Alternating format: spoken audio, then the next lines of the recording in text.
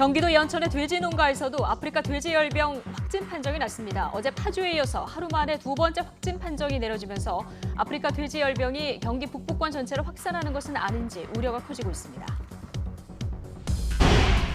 정부는 아프리카 돼지열병 확산 방지를 위해서 경기도 파주와 연천, 포천과 철원 등 6개 시군을 중점 관리 지역으로 지정했습니다. 이에 따라 이 지역 양돈 농가의 돼지 반출 금지 기간을 3주일로 늘리고 방역 작업도 강화했습니다. 조국 법무부 장관 임명을 둘러싼 갈등으로 정기국회 시작부터 파행을 이어온 여야가 새로운 정기국회 일정에 잠정 합의했습니다. 여야는 오는 26일 정치 분야를 시작으로 나흘간 대정부 질문을 10월 2일부터 21일까지 국정감사를 진행합니다. 당정이 피의사실 공표 제한 공보준칙 개선 시기를 조국 법무부 장관 가족에 대한 검찰 수사 이후에 시행하기로 합의했습니다. 공보준칙 개선안이 조 장관 가족들을 보호하기 위한 것이 아니냐는 비판 여론을 의식한 것으로 보입니다. 조국 장관 가족이 투자한 사모펀드 의혹 관련 핵심 인물인 전 WFM 대표가 귀국해서 검찰 조사를 받았습니다. 동양대 표창장 위조 의혹과 관련해 검찰은 조 장관의 부인이 아들 상장에 있는 직인을 스캔해서 위조한 것으로 보고 수사하고 있습니다. 일본을 수출 우대국에서 제외하는 조치가 시행에 들어갔습니다. 포괄 허가가 가능했던 1,100여 개 수출 품목이 개별 허가로 전환되고 수출 절차도 더욱 까다로워집니다. 일본 언론은 한국의 이번 조치가 일본의 규제에 대한 맞대응이라고 분석했습니다. 네, 시청자 여러분 안녕하십니까? 9월 18일 뉴스앤이슈 시작합니다. 더불어민주당과 법무부가 검찰의 피의사실 공표를 막기 위해서 추진하는 공보 개선 방안을 조국 장관 가족 관련 검찰 수사를 마친 뒤에 시행하기로 했습니다. 검찰 수사에 개입하려 하는 것이라는 야당의 반발과 그리고 일부 비판 여론도 의식한 것으로 보입니다. 국회 연결합니다. 김주영 기자. 네, 국회입니다. 네. 자, 당정이 피의사실 공표를 금지하는 방안에 그러니까 속도 조절을 택했다 이렇게 보면 되는 겁니까? 네, 그렇습니다. 민주당과 법무부는 오늘 오전 당정 협의를 진행했습니다. 당정 협의 이후 조정식 정책위 의장은 형사 사건의 수사 공보 개선 방안을 현재 검찰에서 수사 중인 조국 장관 가족 관련 사건이 종결된 뒤부터 적용하기로 했다고 밝혔습니다. 조 장관 가족을 둘러싼 검찰 수사와 공보 개선이 겹치면서 수사에 개입하려는 의도라는 야당의 반발이 나왔는데요. 이를 의식한 것으로 보입니다. 공보 개선 방안이 전임 박상기 장관 시절부터 추진해오던 사안이라는 점도 거듭 강조했는데요. 당정 협의에 참석한 조국 장관도 전임 장관이 추진하던 내용의 그대로라면서 자신과 무관하게 추진하던 것을 이어받았다고 강조했습니다. 조 장관은 또 수사팀의 공정한 수사를 최대한 보장하겠다면서 가족에 대한 수사 때문에 수사팀에 불이익을 줄 거라는 보도는 전혀 근거가 없다고 반박했습니다. 관계기관의 폭넓은 의견 수렴을 거치고 제 가족을 둘러싼 검찰 수사가 마무리된 후에 시행되도록 하겠습니다. 그리고 여러 번 말씀드렸지만 저는 수사팀의 공정한 수사를 최대한 보장할 것이고 당정은 이와 함께 법률 개정 없이도 가능한 개혁을 추진하기 위해 검찰개혁 추진 지원단 구성과 추진 방안에 대해서도 논의했습니다.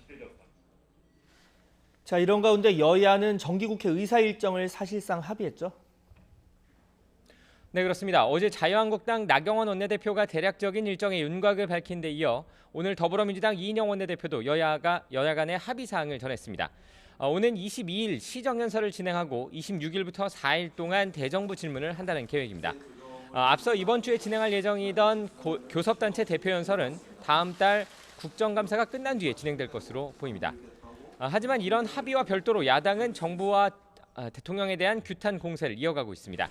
자유한국당은 오늘 오전 청와대 앞에서 황교안 대표 주재로 최고위원 중진 의원 연석회의를 열었는데요. 황 대표는 검찰의 계속된 수사로 조국 장관 일가의 비리가 낱낱이 밝혀지고 있고 조국 장관이 직접 증거인멸 범죄에 개입한 정황까지 드러나고 있다면서 조 장관의 파면을 촉구했습니다. 그러면서 조 장관의 임명은 문재인 정권의 민심 역주행 결정판이라고 목소리를 높였습니다. 이와 함께 그제 황 대표, 어제 김문수 전 지사와 강효상 의원에 이어 오늘은 심재철 이주영 의원이 조 장관 임명 철회를 촉구하며 삭발을 했습니다. 바른미래당 오신환 원내대표도 YTN 라디오 프로그램 인터뷰에서 조국 피의자 장관을 법무부 장관으로 인정하기 어렵다며 문 대통령이 고집스럽게 임명해 국회가 불필요한 에너지를 낭비하고 있다고 말했습니다. 지금까지 국회에서 YTN 김주영입니다. 더불어민주당 이해찬 대표는 여전히 계속되는 조국 법무부 장관 가족 논란이 국민에게 피로감을 준다며 야당은 이를 정쟁 수단으로 삼아서 국회를 공전시키고 있다고 비판했습니다. 이 대표는 오늘 오전 최고위원회의에서 소모적인 논쟁은 국민에게 도움이 되지 않는다면서 검찰은 수사하고 국회는 민생법안과 예산안을 처리하는 본연의 자세로 돌아와 제 할 일을 해야 할 것이라고 말했습니다. 네, 사문서 위조 혐의로 재판에 넘겨진 조국 법무부 장관 부인 정경심 교수의 동양대 표창장 위조 의혹과 관련해서 검찰 수사가 속도를 내고 있습니다. 정 교수가 아들 상장에 있는 직인을 복사해서 딸의 표창장을 위조한 구체적인 물증을 검찰이 확보한 것으로 전해졌습니다. 고려대 입시 과정에서도 조 장관의 해명과 달리 딸의 논문이 중요한 영향을 미친 정황이 드러나서 입시 부정 의혹은 더 커지고 있습니다. 취재기자 연결해서 자세히 들어보겠습니다. 전준영 기자. 네, 서울중앙지검입니다. 네. 자, 조 장관 딸의 표창장 위조 관련해서 지금 구체적인 정황들이 계속 드러나고 있습니다. 총장 직인 파일을 오려 붙인 것으로 보인다고요? 네, 검찰은 조국 장관의 부인 정경심 교수가 딸의 대학원 진학을 위해 동양대 표창장을 위조했다며 지난 6일 재판에 넘겼습니다. 이와 관련해서 검찰이 정 교수의 사무실 컴퓨터에서 구체적인 물증을 확보하는 것으로 알려졌습니다. 조 장관 아들이 동양대에서 받은 상장을 스캔해서 컬러로 복사한 파일이 발견이 됐고요. 또 이 파일에서 동양대 총장 직인이 있는 하단부를 따로 오려낸 그림 파일도 발견됐습니다. 예. 또 이와 별도로 딸이 영어 봉사를 했다는 표창장 내용이 담긴 한글 파일이 발견이 됐습니다. 그리고 이 파일에 다시 아들 표창장에서 따로 복사한 직인 그림 파일을 붙인 것으로 보이는 딸의 표창장 완성본 파일도 발견됐습니다. 이런 증거들을 종합해서 조 장관 아들이 실제로 동양대에서 받은 상장의 총장 직인 부분을 복사해서 합성하는 방식으로 딸의 표창장을 위조했다는 게 검찰의 판단입니다. 조 장관 딸과 아들은 각각 2012년과 2013년 1년 간격으로 총장 직인이 찍힌 상을 받았는데 직인의 위치나 기울기도 일치하는 것으로 알려졌습니다. 또 딸 표창장의 상장 수여 일자는 2012년 9월 7일로 기재되어 있는데요. 컴퓨터에서 표창장 파일이 생성된 시점이 서울대 의학전문대학원 입시를 준비하던 2013년인 사실도 검찰이 확인한 것으로 전해졌습니다. 자, 검찰은 이미 정경심 교수를 재판에 넘긴 상태인데요. 이 딸의 입시를 위해서 직접 표창장을 위조했다. 이게 공소장에도 적시가 돼 있는 상태죠? 네, 그렇습니다. 검찰이 정 교수를 재판에 넘기면서 작성한 공소장 내용이 최근에 국회를 통해서 공개됐는데요. 딸이 인턴 경험과 상훈 등 외부 활동을 주요 평가 요소로 보는 특별 전형으로 유명 대학원 등에 진학하도록 돕기 위해서 자신이 근무하는 동양대 표창장을 임의로 만들어줬다 이렇게 적시가 돼 있습니다. 검찰은 또 정 교수가 총장 표창장 양식과 비슷한 문안을 임의로 만든 뒤에 딸 이름 옆에 총장 직인을 임의로 날인했다고 판단했습니다. 검찰은 정 교수가 신원이 특정되지 않은 성명 불상자 등과 함께 사문서 위조를 공모했다고 판단하고 공범 수사에도 주력하고 있습니다.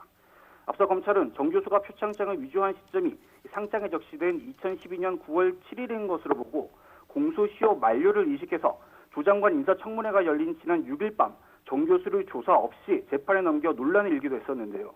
이후에 딸의 표창장 파일이 생성된 시기가 2013년인 것으로 확인됨에 따라서 공소장도 변경할 방침인 것으로 알려졌습니다. 위조된 표창장이 부산대 의학전문대학원 입시에 사용된 사실이 드러날 경우에는 사문서 위조 행사 혐의는 물론 국립대 입시를 방해한 혐의 등도 추가로 적용될 수 있습니다. 예. 단국대 의학 논문 관련 사항도 좀 짚어보죠. 조국 장관은 논란이 된 딸의 논문이 대학 입시에는 제출되지 않았다 이렇게 밝혔었는데요. 지금 해명과 다른 진술들이 좀 나오고 있나 보죠?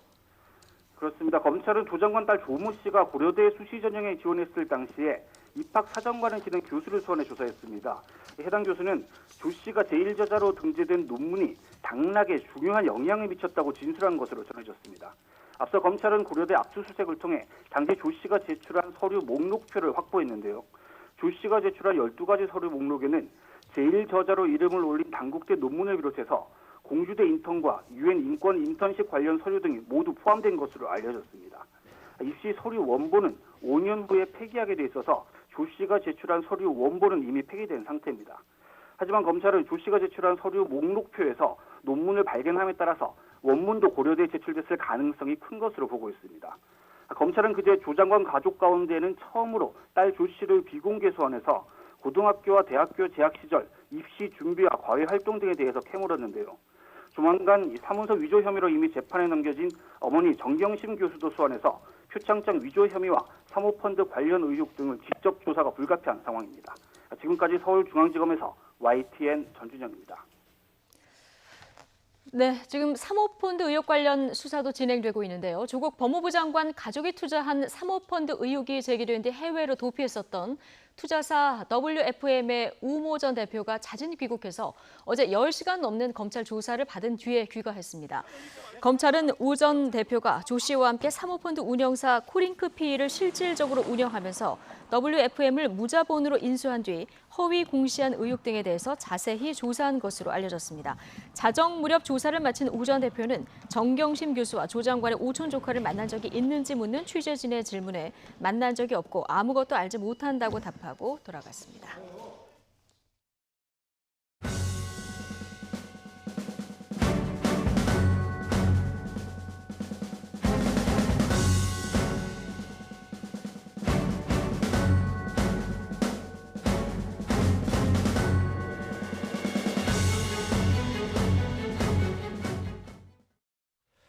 어제 의심 신고가 접수됐었죠. 경기도 연천군 농가에 아프리카 돼지열병 최종 확진 판정이 내려졌습니다. 파주에 이어 두 번째인데요. 경기 북부 지역을 중심으로 한 확산이 우려되고 있습니다. 취재기자 연결합니다. 황선욱 기자. 네, 행정정책부입니다. 네, 경기도 연천 돼지농장에서도 이 아프리카 돼지열병 확진 판정이 내려졌죠. 네, 그렇습니다. 농림식품부는 오늘 아침 경기도 연천군 백항면에 있는 돼지농장에 아프리카 돼지열병 확진 판정이 내려졌다고 밝혔습니다. 경기도 파주 돼지농장에 이어 두 번째입니다. 이번에 확진 판정이 내려진 연천 돼지농장은 어제 오후 2시 40분쯤 방역당국에 아프리카 돼지열병 의심 신고를 했습니다. 어미돼지 한 마리가 폐사했는데 농장 관계자는 죽은 돼지는 2, 3일 전부터 식욕 부진 증세를 보였다고 말했습니다. 농식품부는 연천 농장의 경우 남은 음식물을 먹이는 농장이 아니고 울타리가 설치돼 있고 파주 농장과 차량 이동도 없었다. 현재 발생 원인을 조사 중이라고 밝혔습니다. 이 농장에서는 돼지 4,700마리를 사육하고 있습니다. 방역당국은 확진 판정이 내려진 농장의 돼지를 모두 살처분 후 매몰하기로 했습니다.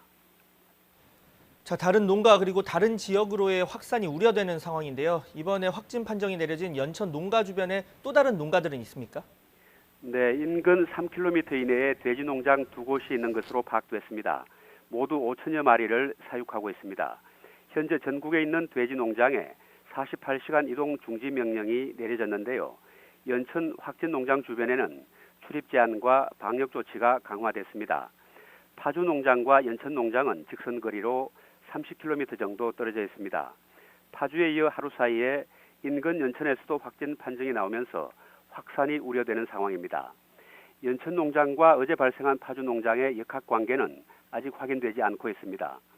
어제 발생한 파주 농장주가 소유한 파평면, 법원읍 2개 농장의 돼지에 대해서 긴급 혈청 검사를 했는데 모두 음성 판정이 나왔습니다.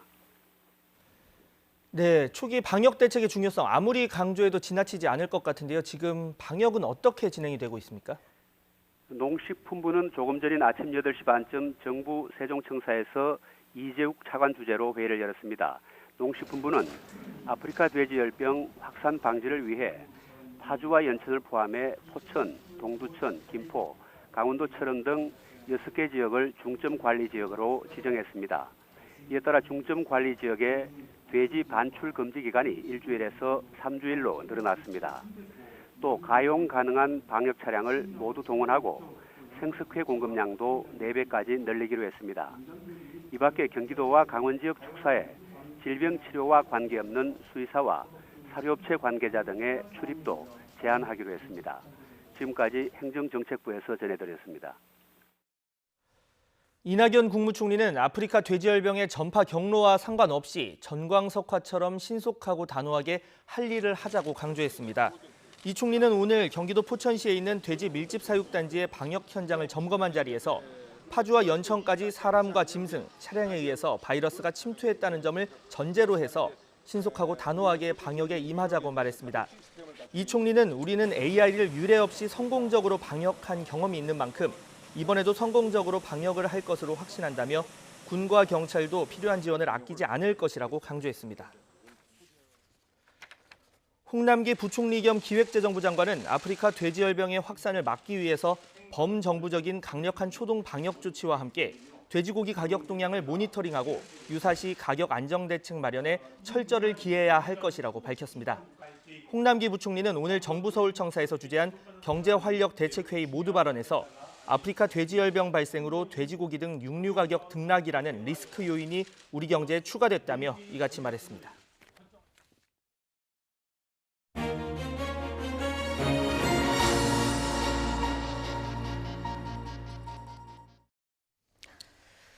네, 파주에 이어서 연천에서도 아프리카 돼지 열병이 확진되면서 지금 불안감이 커지고 있습니다. 감염 경로와 그리고 앞으로의 방역 대책에 대해서 대한수의사회 김준영 부회장과 함께 이야기 나눠보겠습니다. 안녕하세요. 예, 반갑습니다. 어서 오십시오. 네.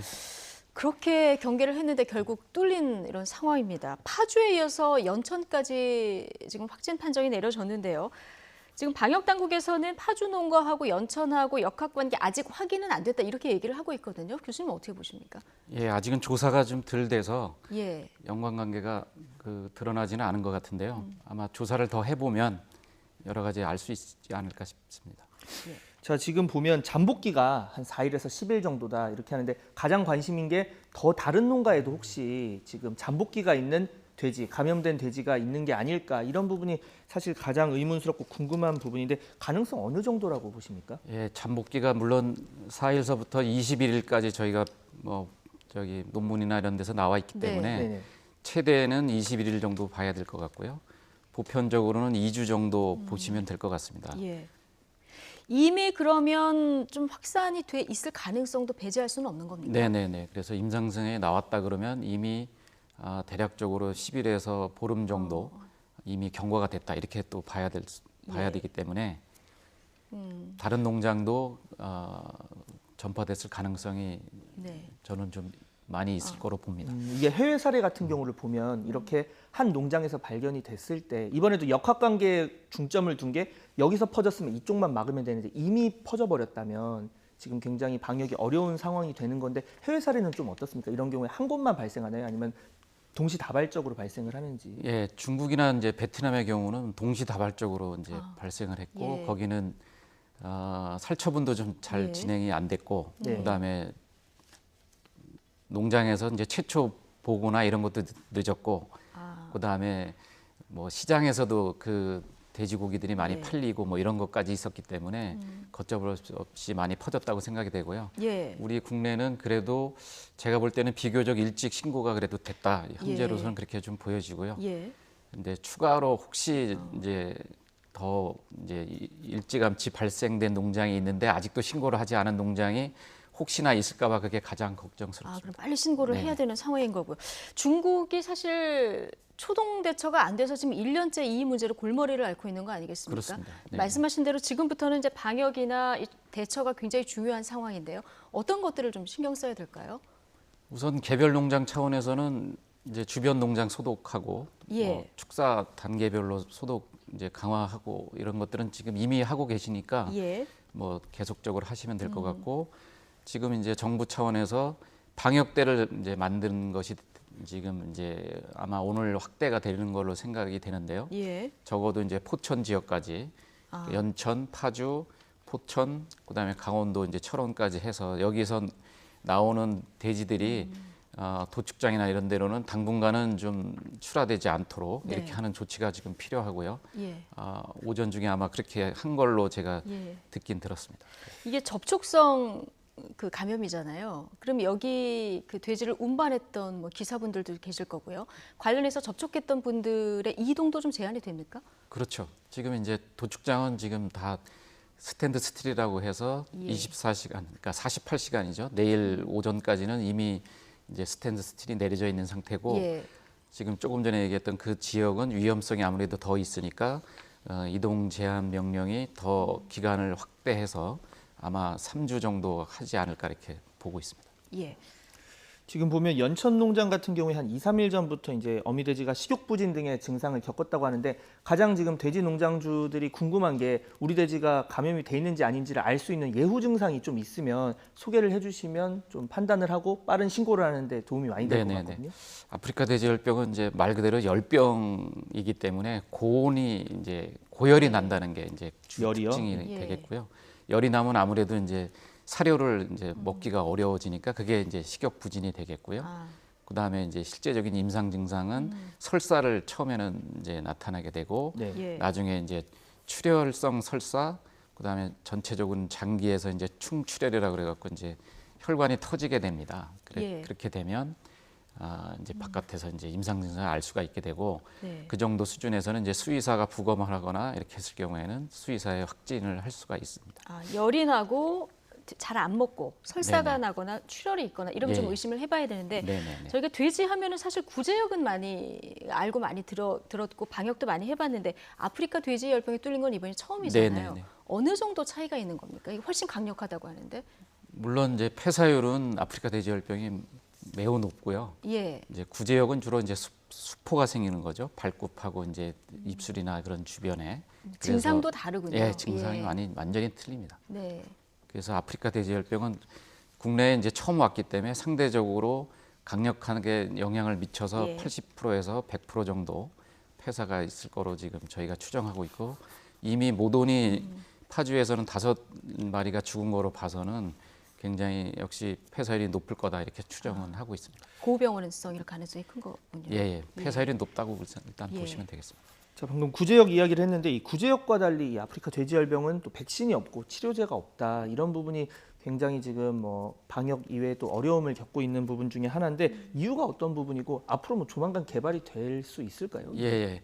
이게 아프리카 돼지열병 바이러스 중에서는 굉장히 이게 크기가 큰 바이러스입니다. 그래서 바이러스 크기 상대적으로 자체가. 예. 예. 그래서 백신을 만들기가 좀 어려움이 있습니다. 그래서 크기가 크면 어떤 그러니까 이제 단백질이 여러 개가 붙어 있기 때문에 거기 요소에 맞게 이제 면역이 이루어져야 되는데 그게 쉽지는 않은 거죠. 아, 그렇군요. 그래서 뭐 지금까지는 어려움이 있었는데 중국에서는 뭐 이제 임상 단계 백신 예. 실험까지 하고 있다고 제가 뭐 전해 들었고요. 예. 조만간 아마 상용화되지 않을까 싶습니다. 그렇군요. 지금 또 하나 따져볼 것인데 감염 경로인데요. 이걸 정확히 알아야 앞으로 더 확산되는 것을 막을 수 있으니까요. 여러 가지 얘기가 나옵니다. 가능성 중에서 어떤 것이 가장 지금 상황에서는 가능성이 높다고 보십니까? 네네. 제가 볼 때는 이제 우리나라 양돈 농가의 상당수가 그 외국인 근로자를 좀 고용을 해서 예. 일들을 하고 있거든요. 그래서 외국인 고용하신 분들의 이제 교육이나 방역 그 관련된 이제 의식 수준이 아직까지는 좀 일부 미흡한 것이 좀 뭐 제가 볼 때는 많이 있다고 생각이 되기 때문에 예. 외국인 근로자의 교육을 좀 더 강화해야 된다는 생각이 지금 조금 더 들고 있고요. 예. 그다음에 지금 연천도 그렇고 파주도 그렇고 접경 지역 인근이기 때문에 뭐 북한과의 연관성도 굉장히 배제할 수 없는 좀 상황이 아닌가 이렇게 예. 생각이 되고요. 그러면 지금 파주에 이어서 연천도 확진 판결이 나지 않았습니까? 이런 걸로 봤을 때 그러면 이 접경 지역 북한에서 넘어온 멧돼지에 의해서 감염이 됐거나 이럴 가능성이 전자보다 좀 큰 겁니까?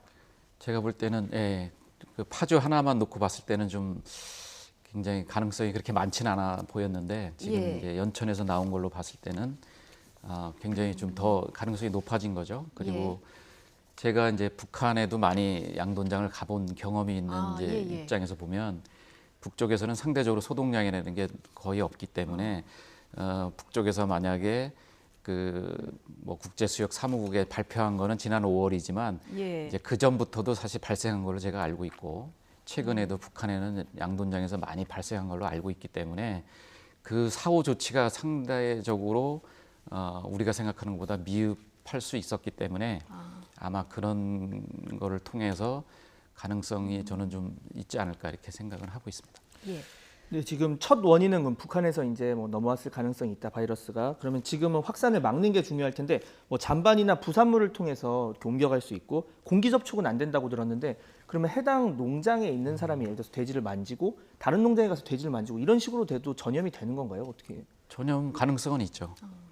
근데 상대적으로 이제 구지역이나 다른 이제 돼지 설사병처럼 아주 유행성이 강한 거는 뭐 가기만 해도 이제 옮겨지는 건데 만지지 않아도 이제 옮겨갈 수도 있는데 지금 이 아프리카 돼지열병은 소독만 잘하면 상대적으로 직접적인 전파 외에는 사람이 옮겨가는 경우는 막을 수는 있는 걸로 저희가 알고 있고요. 예. 그래서 소독만 잘하면 상대적으로는 뭐 급속히 전파되거나 이런 거는 오히려? 좀, 네, 예, 그거는 그렇군요. 좀 없다 이렇게 보시면 예. 되겠습니다. 지금 멧돼지 막기 위해서 개별 농가에서 이제 울타리를 설치를 한 농가들도 굉장히 많은데 이게 유럽에서는 좀 국가 차원으로 이루어지고 있다 이런 얘기도 들리더라고요. 해외 사례는 어떻습니까? 예, 유럽에서는 네덜란드하고 벨기에의 아예 국경선에 그 멧돼지가 서로 왔다 갔다 하지 못하도록 그 펜스를 친 거죠. 아예 국경선에. 그냥, 네네 예. 그렇게까지 한 사례도 있고 한데 우리 국내는 이미 이제 북쪽에서 물론 올 수는 있지만 상대적으로 뭐 비무장지대 우리가 이제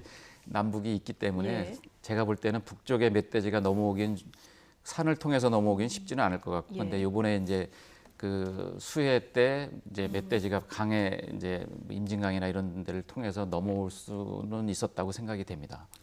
자, 지금 아프리카 이 돼지열병이 발생한 다른 뭐 국가, 뭐 아시아 국가, 중국도 있고 동남아도 있고 한데 이 뭐 베트남은 400만 마리 정도가 폐사를 했고 또 중국은 뭐 중국 정부 발표는 좀 다르지만 1억 마리 가까이가 돼지 키우는 수가 줄었다 이런 이야기를 하고 있어요. 어떻게 보면 이 방역의 초반에 실패를 한 건지 아니면 다른 환경적인 요인이 있었던 건지 왜 이렇게 피해가 커졌을까요? 예, 그 중국하고 이제 베트남 같은 경우는 이제 우리처럼 살처분하는 매뉴얼도 좀 부족했던 것 같고요. 예. 그리고 살처분하는 방식도 제가 볼 때는 기본적인 걸 안 지키고 살처분을 한 겁니다. 네. 그러니까 살처분하면 적어도 이제 소독약 중에 하나가 생석회인데 생석회로 도포를 하고 메모를 했어야 되는데 그런 게 안 된 게 베트남과 중국이었습니다. 예. 그러다 보니까 상대적으로 그 메모란 장소에 다시 이제 제3자가 그걸 뭐 캔에서 돼지고기로 판다든지 예. 이런 것들이 가능했을 거로 저는 보고 있기 때문에 네. 중국하고 베트남은 그걸 막지 못했다 이런 생각이 들고 가장 큰 위험성은 이제 도축장에 예. 그런 돼지들이 들어와서 이제 오염이 됐다. 저는 이제 중국하고 베트남은 그 도축장의 오염을 막지 못했다 이렇게 예. 보는 겁니다. 그래서 결국은 시장으로까지 나간 거죠. 그렇군요. 일단 걸리면 살처분밖에 방법이 없습니까? 현재로서는 백신하고 치료제가 없기 때문에 예. 예, 현재는 살처분해서 더 이상 바이러스가 확산되는 것을 막는 게 일단은 중요한 것 같습니다. 예.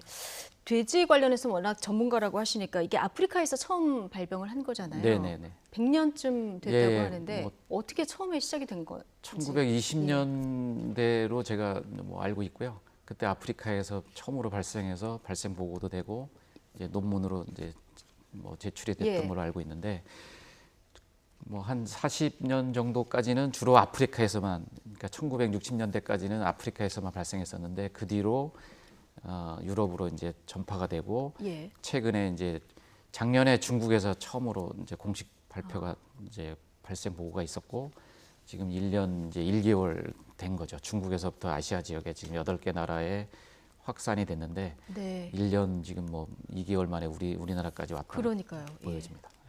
전 세계가 좀 긴장되는 상황인 거죠. 예. 네, 마지막으로 짧게 농가에서 유의할 사항 간략하게 한 번만 다시 말씀을 좀 해주신다면. 예. 보통 이제 우리 농가들이 2,000두에서 한 3,000두 정도가 보통 키우고 있기 때문에 그 식욕부진 개체는 몇 마리씩은 나올 수는 있는데 예. 그 모돈에서 특별히 이렇게 이제 급사가 난다든지 식욕부진 개체가 숫자가 모돈에서 많다든지 하면은 농가에서 좀 그 신고를 해주시는 게 저는 필요할 것 같고요. 그다음에 뭐 나름대로 지금 이미 그 방역 조치들을 하고 있거든요. 예. 그래서 소독이나 이런 거는 당연히 계속적으로 좀 해주시고 뭐 이런 거는 필요할 거라고 생각이 됩니다. 네, 오늘 말씀 여기까지 듣겠습니다. 지금까지 김준영 대한수의사회 부회장과 이야기 나눠봤습니다. 수고하셨습니다. 예, 감사합니다.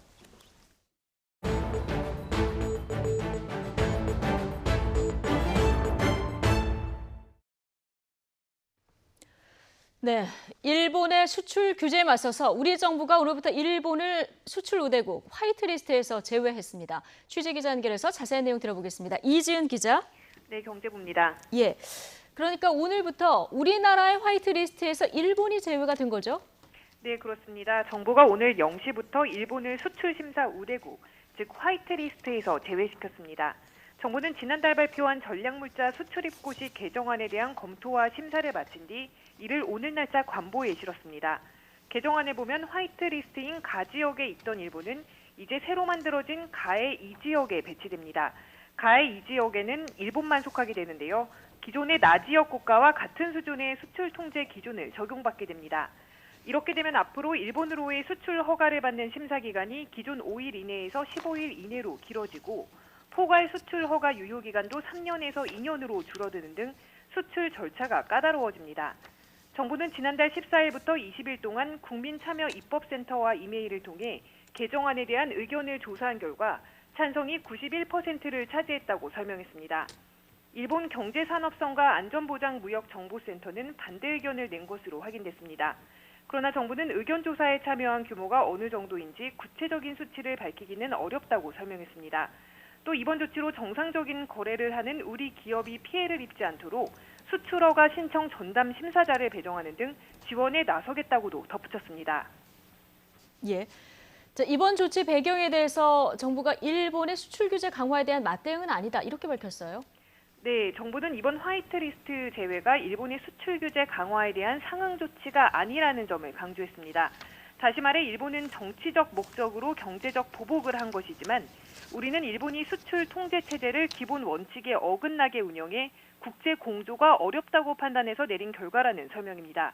산업통상자원부 관계자의 설명 직접 들어보시겠습니다.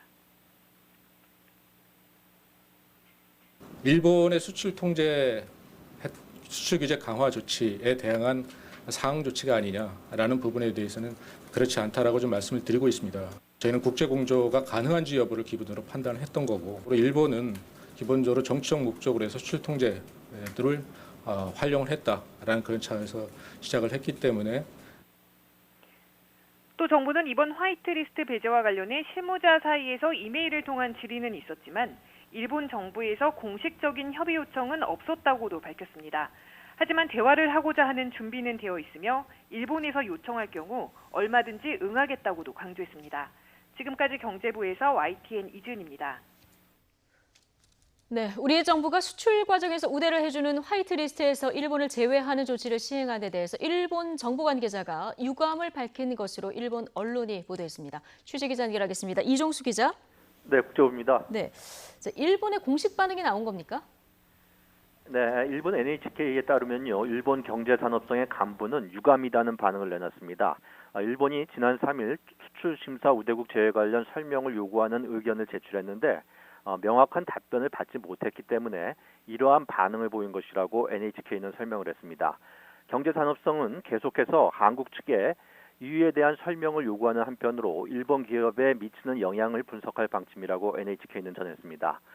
일본 언론들은요, 우리 정부의 위와 같은 조치를 일제히 보도하면서 보복으로 규정을 했습니다. 하지만 자국 기업과 경제에 대한 영향은 미미할 것으로 예상을 했습니다. NHK는 한국은 국제협력이 곤란한 나라에 대해 수출 관리를 강화하기 위한 조치로 주장하고 있지만 일본이 한국에 대해 수출 관리를 엄격하게 한 것에 대한 대항 조치라고 지적을 했습니다. 또 이번 조치에 대한 한국 국민들의 지지율이 91%로 나타났다고 전했습니다. 아사히 신문 역시 한국 정부가 수출 절차를 간소화할 수 있는 우대국 명단에서 일본을 정식으로 제외했다면서 보복 조치라고 전했습니다. 니혼게이자이 신문은 한국 기업이 통신 서버, 석유화학 제품 등 1,735개 품목을 일본에 수출할 때 절차가 늘어나게 됐지만 D램 등 반도체 메모리는 대상에서 제외됐다면서 일본 기업들이 경계는 하고 있지만 당면한 영향은 경미하다는 견해가 많다고 보도했습니다. 도쿄신문은 이번 조치로 한일 갈등이 더욱 깊어졌다고 분석을 했습니다. 한국인 강제징용 문제를 둘러싸고 두 나라 정부 입장이 멀리 떨어져 있어서 관계 개선의 타개책이 전혀 보이지 않는다고 전했습니다. 네, 지금까지 국제부에서 전해드렸습니다. 그동안 기승을 부리던 늦더위가 오늘을 고비로 사라지면서 앞으로는 전형적인 가을 날씨가 나타날 것으로 보입니다. 다만 이번 주말 가을 태풍이 또 한반도로 북상할 수 있다는 전망도 나오는데요. 취재기자 연결해서 자세한 날씨 전망 알아보겠습니다. 정혜은 기자. 네, 정혜은입니다. 네, 아침 저녁으로 이제는 쌀쌀하다는 느낌까지 받는데요. 오늘부터 밤사이 바람이 불어서 기온이 뚝 떨어진다고요? 네, 그렇습니다. 밤사이 북서쪽에서 찬 공기가 밀려올 것으로 보입니다. 오늘 오후부터 바람이 다소 강해지는데 퇴근길 무렵에는 쌀쌀한 바람으로 바뀌겠습니다. 밤사이에는 기온이 뚝 떨어지겠습니다. 오늘 아침 18.9도로 예년보다 2도가량 높았던 서울 기온이 내일은 14도까지 낮아지겠습니다. 특히 파주와 철원 등 경기 북부와 강원 북부 지역은 10도 안팎까지 기온이 곤두박질하겠습니다. 낮 기온도 25도 안팎으로 오늘보다 3, 4도가량 떨어지면서 늦더위도 사라질 전망입니다.